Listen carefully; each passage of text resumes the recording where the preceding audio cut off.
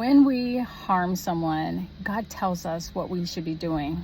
God says that, therefore, if you bring your gift to the altar and there remember that your brother has something against you, leave your gift there before the altar, go your way. First be reconciled to your brother and then come and offer your gift.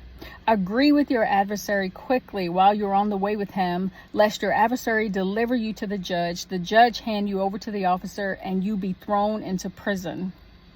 Assuredly, I say to you, you will by no means get out of there till you have paid the last penny.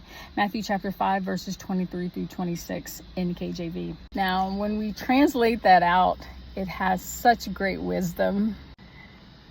God says that if we come to worship at the worship place, so if we bring our gift into this worship, if we bring our display of our talents into this worship place, and we realize that our brother has something against us, we are to leave that worship and go your way.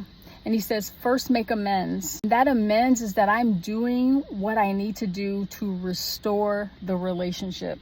He says, go make amends and then come back to worship. He says, agree with your accuser quickly. What that means is that a lot of times, because people sort of make the problem about their personhood, they have a hard time listening with compassion and owning totally their impact in someone's life. When I am listening to my accuser, the problem exists between us. It is outside of my personhood and my value and who I am as a person. And I can listen to this person and atone for what's happening, because that is not about me, the person. That is about a behavior that I've done. It says, agree with your accuser quickly, lest you be handed over to the judge, who is God, and God will deliver you to his servant assistant.